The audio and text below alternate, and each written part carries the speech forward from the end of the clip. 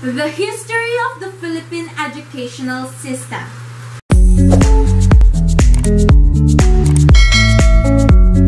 Hey guys, welcome back to my channel. This is me again, Teacher Pauline, and today I will be discussing the history of the Philippine educational system. American period. Similar to the Spaniards, Americans brought cultural and traditional changes to the country during their 45 years of colonization. Even today, these strong influences can still be seen in the lifestyle of the Filipinos. With their motive to spread their cultural values, specifically the English language to the Filipino people, education became a very important issue for the United States colonial government, and they used it as a tool to fulfill their visions. Every child from age 7 was obliged to register at the nearest school. School supplies were provided to the students for free. During the American period, levels of education were divided into three. Firstly, the elementary level composed of 4 primary years and 3 intermediate years. Next, the secondary or high school level consisted of 4 years. And finally, the college or tertiary level. Unlike during the Spanish period, religion was not part of the school curriculum. If students excelled academically, they were given a chance to continue their studies and to pursue their expertise in their chosen fields or professions in the United States. Scholar was the word used for them. As the government covered all their expenses, in return, they were to teach or work in government offices after they finished their studies. Judge Jose Abad Santos, Francisco Benitez, and Dr. Honoria Sison were some of the successful Filipino scholars. Volunteer American soldiers were the first teachers of the Filipinos. Building classrooms wherever they were assigned was part of their mission. In June 1901, these pioneer teachers stopped teaching when a group of teachers from the U.S. came to the country aboard the ship Sheridan. Around August of the same year, 600 more teachers called Thomasites arrived aboard with the ship USS Thomas, from which their name derived. 365 males and 165 females composed the original batch of Thomasites who sailed from the U.S. Around 1902, more American teachers followed the Thomasites, leading to a total of about 1,074 stationed around the Philippines. Many elementary and secondary schools left behind by the Spaniards were recycled and new ones were established in cities and provinces, namely agricultural, business, normal, and vocational schools. The following were some of the most important colleges during the American occupation, and to this day, they still exist. Philippine Normal School in 1901, now a university. National University 1901. St. Paul University, Dumaguete 1904. Zamboanga Normal School in 1904, now Western Mindanao State University. The University of the Philippines 1908. The University of Manila 1914. Philippine Women's University 1919. And Far Eastern University 1933. While the Philippine Nautical School, the Philippine School of Arts and Trades, and the Central Luzon Agricultural School were offering vocational education at that time. As far as remote areas were concerned, such as the mountain provinces and some parts of Mindanao like Sulu, schools were also built where attention was given to vocational and health practices.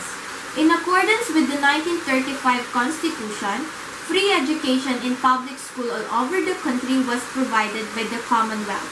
Nationalism was emphasized in schools, teaching the students about the deceased of Filipino heroes.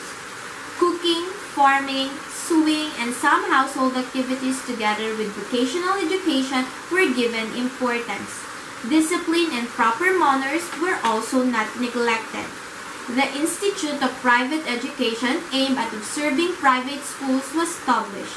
In the early 1940s, the student population around the country studying in the 400 private schools reached 10,000 students. Formal education was not only provided for youngsters, adult education was also present. Japanese occupation. With the Americans out of the picture, the Japanese occupation started in 1941. Changes in the system of education were implemented a year later. Embodied in the Military Order No. 2 in 1942, they spelled out the basic principle and guidelines of education in reopening and operating schools. These were the following: to enrich the Filipino culture and to stop patronizing Western countries, such as the United States and the Great Britain.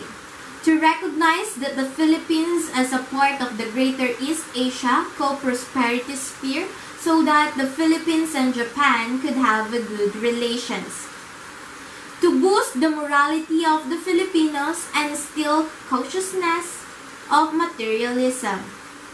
To forget and to stop English language learning and instead learn and adopt Nippongo. To proliferate primary and vocational education. To foster love for work. As soon as the Commission of Education, Health and Public Welfare was established, the opening of schools followed in June 1942.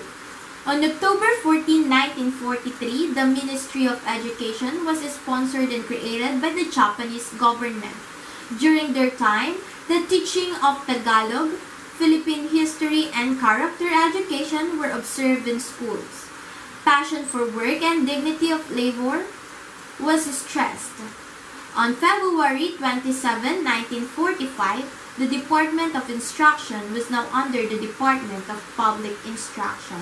Aside from teaching Nippongo and using entirely pro-Japanese books and materials at all levels of education, the Japanese also showed movies and organized cultural productions. Performers such as singers and dancers were brought to the Philippines together with painters and scholars so that the Filipinos would acquire inspiration, love, sympathy, and cooperation among them.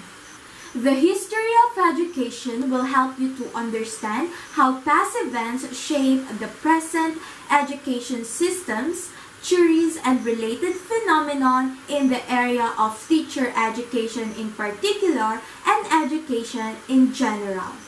Secondly, it will enable you to appreciate the importance of education to mankind since time immemorial across the generations. By so doing, you will be able to critically examine the fundamental part which education plays in the transformation of society. Note that as a teacher, you are a change agent. So learning the history of education will prepare teachers in training to examine present trends and dynamics in education, draw practical lessons from the past, avoid possible mistakes, and initiate more viable plans for the benefit of society. Thank you for listening. For more related videos about this topic, don't forget to subscribe to my channel. Bye!